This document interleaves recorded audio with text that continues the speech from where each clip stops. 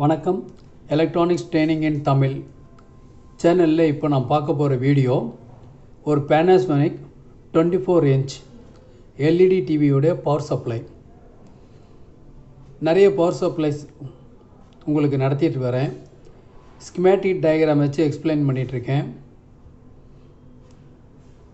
நான் ஏற்கனவே சொல்லியிருக்கேன், ஒவ்வொரு சர்வீஸ் இன்ஜினியர் ஆகட்டும் இல்லை சர்வீஸுக்குள்ளே வர்றவங்களாகட்டும், ஒரு கம்ப்ளைண்ட் வந்துச்சு அப்படின்னு சொன்னால் அந்த கம்ப்ளைண்ட் அந்த சிம்டத்துக்கு என்ன பண்ணணும் அப்படின்னு உங்களுக்கு ஆல்ரெடி தியரிட்டிக்கலாக தெரியணும். தியரிட்டிக்கலாக தெரிஞ்சால் மட்டும்தான் நீங்கள் ப்ராக்டிக்கல் அட்டன் பண்ண முடியும். அதர்வைஸ் நீங்கள் ப்ராக்டிக்கல் அட்டன் பண்ண முடியாது.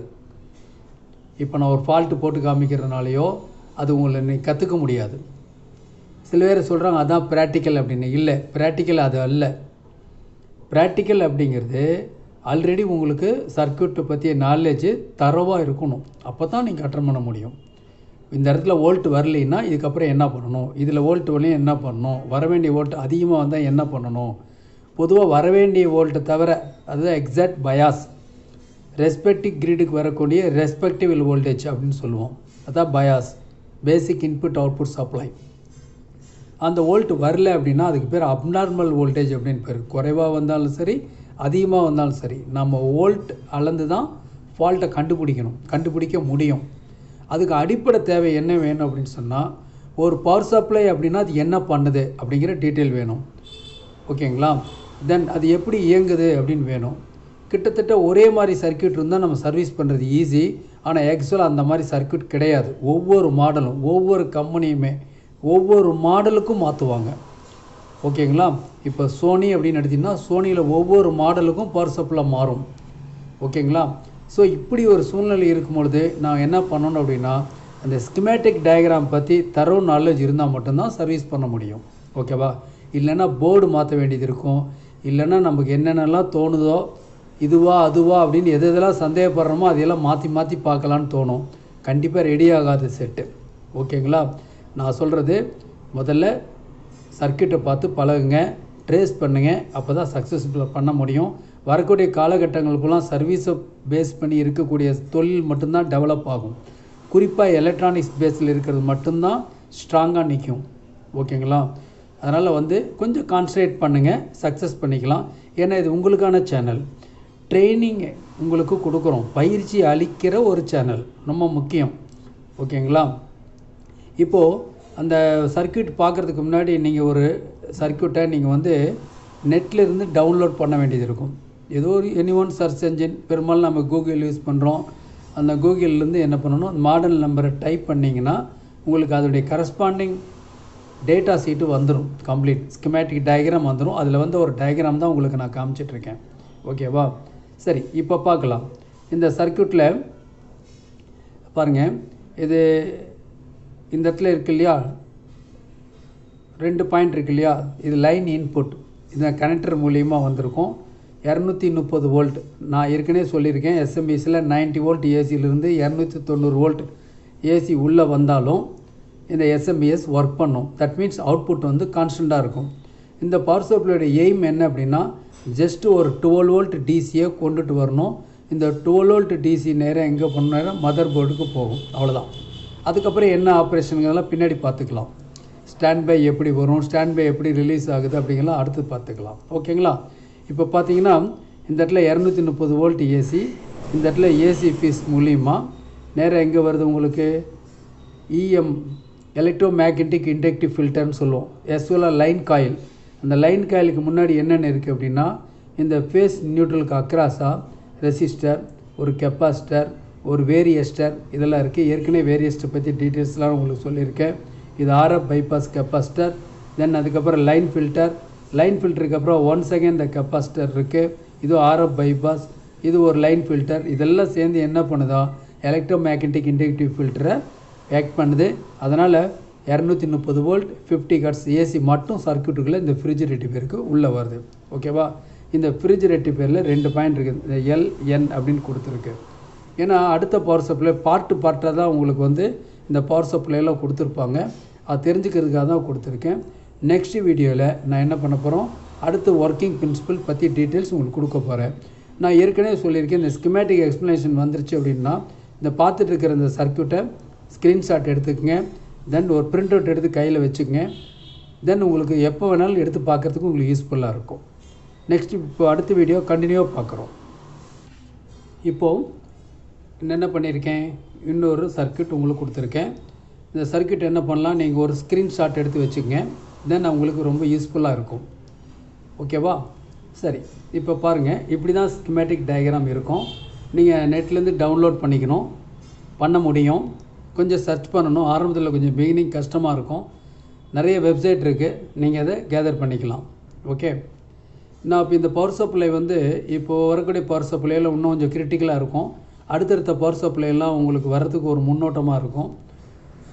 ஒரு சிம்பிளான பவர் சப்ளை தான் ஃபஸ்ட்டு உங்களுக்கு எடுத்திருக்கேன். இது ஒரு LED-TVக்கு வரக்கூடிய பவர் சப்ளை. ஓகேங்களா? சரி, இப்போ பார்க்கலாம். இப்போ அதில் ஃபேஸ் நியூட்ரல்லேருந்து DC வோல்ட் மாறுச்சு இல்லையா, அன்ரெகுலேட்டட் DC வருது இல்லையா, அந்த DC வோல்ட் எங்கே வருதுன்னா பாருங்கள், இந்த பாயிண்ட்டுக்கு வருது. இந்த இடத்துல வருது, இந்த வோல்ட் வருது. 250லேருந்து 350 வோல்ட் DC வருது. அந்த DC வோல்ட் என்ன பண்ணுது அப்படின்னா பாருங்கள், சர்க்யூட்டில் வந்து இதை SM டிரான்ஸ்ஃபார்மருடைய ப்ரைமரிலேருந்து நேராக இங்கே ஒரு மாஸ்பெட் இருக்குது. இந்த மாஸ்பெட்டுக்கு வருது, மாஸ்பெட்டோட ட்ரைனுக்கு வருது. ஒரு டிரான்சிஸ்டர் தான் இதுவுமே, metal oxide silicon field effective transistor. சுருக்கமாக சிம்பிளாக மார்க்கெட்டில் FET அப்படிங்கிறோம். ஓகேவா?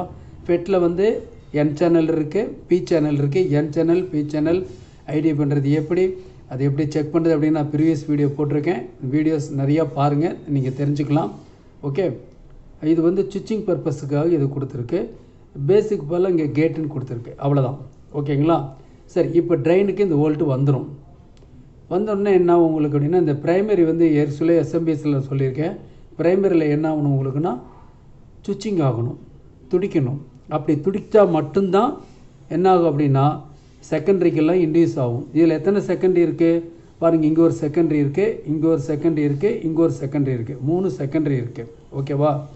இந்த 2 செகண்டரி வந்து அவுட்புட், இந்த செகண்டரி வந்து ஃப்ளைபேக் அல்லது ஃபீட்பேக்.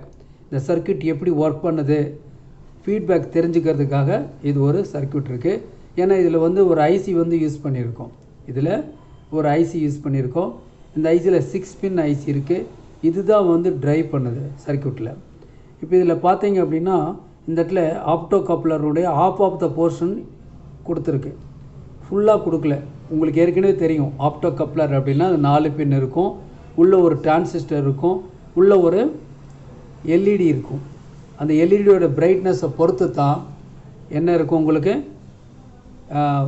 இந்த டிரான்ஸுடைய கண்டக்ஷன் இருக்கும். உதாரணமாக இது ஒரு டிரான்சிஸ்டர், இந்த டிரான்ஸில் அம்புக்குறி போட்டிருக்கு. இந்த பேஸுக்கு எந்த அளவுக்கு போட்டான்ஸ் அட்டாக் ஆகுதோ அதை பொறுத்து அந்த டிரான்ஸுடைய கண்டக்ஷன் இருக்கும். டிரான்ஸை பற்றி ஏற்கனவே சொல்லியிருக்கேன். டிரான்ஸுடைய கலெக்டர் எமிட்டர் எப்பவுமே ஹை ரெசிஸ்டன்ஸாக இருக்கும். பேஸுக்கு கிடைக்கிற வோல்ட்டை பொறுத்து தான் அந்த ரெசிஸ்டன்ஸ் மாறும் அப்படின்னு சொல்லியிருக்கோம்.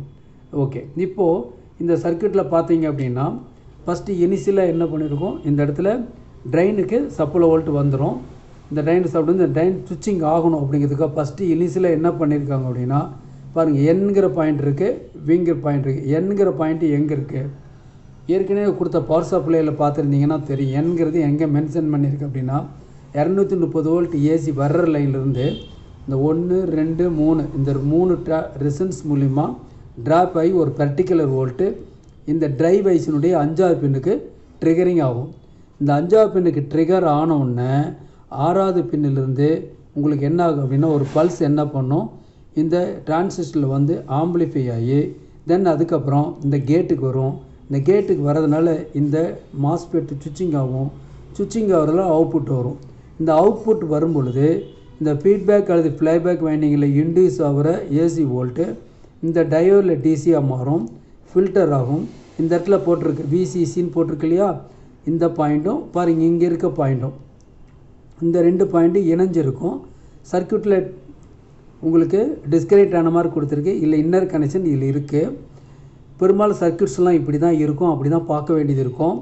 இங்கே வர்ற இடத்துல இந்த இடத்துல 2 கம்பைன் டயோடு கொடுத்துருக்கு. 2 கம்பைன் டயோடு, இது பார்க்குறதுக்கு டிரான்சிஸ்டர் சிப்பு மாதிரி இருக்கும், SMD சிப்பு மாதிரி இருக்கும். 3 பின் இருக்கும், 1 common, that means output, 2 input அப்படிங்கிற மாதிரி இருக்கும் பார்க்குறதுக்கு.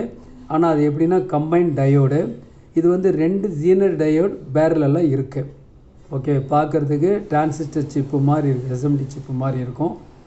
வேறு ஒரு போர்டு காமிக்கிறப்ப உங்களுக்கு காமிக்கிறேன். கிட்டத்தட்ட ரெகுலேட்டர் ஐசி மாதிரி இருக்கும். ஓகே, தென் அடுத்தது இந்த DP105 போட்டிருக்கு இல்லையா, இது வந்து டயோட். ஸோ இந்த இடத்துல வரக்கூடிய டிசி வோல்ட்டு இந்த டயோடை தாண்டி நேராக எங்கே வருது, மறுபடியும் 5 பின்னுக்கு வருது. அதாவது ஏசியிலிருந்து ஒரு போர்ஷன் ஆஃப் த வோல்ட்டு இந்த 3 ரெசிஸ்டன்ஸ் மூலியம் ட்ராப் ஆகி 5 பின்னுக்கு வரும். தென் இந்த ஐசி வந்து சுவிட்சிங் ஆகும். 6 பின்னில் அவுட்புட்டை பொறுத்து இந்த மாஸ்பெட் வந்து கண்டக்ட் ஆகும். கண்டக்ட் ஆகிறதுனால SM டிரான்ஸ்ஃபார்மர் பிரைமரி வந்து துடிக்கும், செகண்டரியில் வோல்ட் இன்டியூஸ் ஆகும். இந்த இன்டியூஸ் ஆகிற ஃப்ளைபேக் அல்லது ஃபீட்பேக் வோல்ட்டு இந்த டயலில் டிசி ஆகி இந்த கெப்பாசிட்டியில் ஃபில்டர் ஆகி இந்த வோல்ட்டு நேராக இங்கே வருது. இது ரெகுலேட் ஆகி இந்த டயோடை தாண்டி மறுபடியும் 5 பின்னுக்கு வந்துடும். ட்ரிகர் பண்ணுற மட்டும்தான். அடுத்த செகண்டே என்ன ஆயிடுது, 5 பின்னுக்கு ஃப்ளைபேக் மேலேருந்து சப்ளை வோல்ட் வந்துடும். இந்த ஐசி ஃபங்க்ஷன் ஆகிட்டே இருக்கும். இந்த ஐசியில் 1வது பின் வந்து கிரவுண்டு. பின் நம்பர் 2, 3 இருக்கு இல்லையா, இந்த பின் நம்பர் 2, 3 எங்கே இருக்குது அப்படின்னு பார்த்தா இந்த பாருங்கள், இங்கே ஒரு சர்க்யூட் இருக்குது இல்லையா, இந்த அவுட்புட் வருது இல்லையா, இந்த அவுட்புட்டில் VBLங்கிற அவுட்புட் வருது. இந்த இடத்துல 12 வோல்ட் டிசி, இதுதான் மெயின் சப்ளை 12 வோல்ட் டிசி. இந்த 12 வோல்ட் டிசி தான் என்ன பண்ணியிருக்கு உங்களுக்கு பாருங்கள். இந்த சர்க்யூட்டில் ஒன் ஆஃப் த போர்ஷன் பாருங்கள், இங்கே இருக்குது என்ன இருக்குது பாருங்கள், இங்கே இருக்குது. இங்கே ஒரு 12 வோல்ட் போட்டிருக்கு, இங்கே ஒரு 12 வோல்ட்டு, இந்த இடத்துல VBL. இந்த 2 ரெசிஸ்டர் ஏற்கனவே சொல்லியிருக்கேன், இது ஒரு சண்ட் ரெசிஸ்டர், சண்ட் ரெகுலேட்டர். இது ரெஃபரன்ஸுக்காக ரெஃபரன்ஸ் ரெகுலேட்டர்னு பேர். பார்த்தா டிரான்ஸ்டர் மாதிரி இருக்கும். இது சிப் லெவலில் தான் இருக்கும். இந்த UB102 இதெல்லாம் மென்ஷன் பண்ணியிருக்கலாம். இதெல்லாம் வந்து சர்க்யூட் டிஸ்கிரிப்ஷன் இந்த புக்கிலேயே இருக்குது, இந்த மேனுவல்லையே இருக்குது. அந்த சர்வீஸ் மேனுவலில் இதனுடைய பேர் என்ன, டீட்டெயில்ஸு, நம்பர், எக்ஸாக்ட் நம்பர் எல்லா டீட்டெயிலும் இருக்கும். இந்த சர்க்யூட்டில் ஜென்ரலாக தான் கொடுத்துருக்கு. உதாரணமாக இந்த இடத்துல பார்த்தீங்கன்னா RB135 கொடுத்துருக்கும். இது என்ன வேல்யூன்னு கூடல, இந்த வேல்யூ வேணும்னா நீங்கள் இந்த RB135 பார்த்தீங்கன்னா என்ன வேல்யூன்னு தெரிஞ்சுக்கலாம். தெளிவாக எல்லாத்துலேயும் இருக்கும். ஓகே, சரி. இந்த இடத்துல ஒரு LED இருக்குது. இந்த எல்இடிக்கு சப்ளை கிடைக்கிது. இந்த சப்ளைக்கு அப்புறம் இந்த கேத்தோடு வந்து இந்த சண்ட் ரெகுலேட்டர் மூலிமா கிரவுண்ட் ஆனால் இந்த எல்இடி எரியும். தட் மீன்ஸ் ஒர்க் பண்ணும். இது ஒர்க் பண்ணிச்சு அப்படின்னா இதனுடைய கண்டினியூஷன் PCP101A இருக்கு இல்லையா, பாருங்கள் இந்த இடத்துல இருக்குது. இது 101B இங்கேருந்து வருது கமெண்ட். ஓகேவா, இப்போது இந்த இடத்துல இருக்கக்கூடியது நேராக இந்த இடத்துக்கு வருது. இந்த சர்க்யூட்டில் இந்த கேமராவில் இந்த அளவுக்கு தான் இன்கார்பரேட் பண்ண முடியுது. அந்த பர்பஸ்னால தான் கொஞ்சம் டிஃப்ரென்ஸ் பண்ணியிருக்கோம். என்ன பண்ணியிருக்கோம் பாருங்கள், இந்த எல்இடி ஒர்க் பண்ணிச்சுன்னா நேராக என்ன பண்ணும், இந்த ஆட்டோ கப்ளர் ஒர்க் பண்ணும். ஆட்டோ கப்ளர் பற்றி நான் ஏற்கனவே நிறைய வீடியோவில் சொல்லியிருக்கேன். Auto coupler, auto isolator, auto isolator. ஓகேவா, இன்னும் எப்படி வேணால் சொல்லலாம். இதில் வந்து இந்த 2வது பின் என்ன ஆகும், இந்த டிரான்சிஸ்டர் தகுந்த மாதிரி கிரவுண்ட் ஆகும். கிரவுண்ட் ஆகிறதுனால இந்த ஐசி என்ன பண்ணுக்கும், ஃபீட்பேக் வோல்ட் இந்த ப்ளேபேக் கம்பேரிசனை பண்ணி அவுட்புட்டை கான்ஸ்டண்ட்டாக வச்சுக்கும்.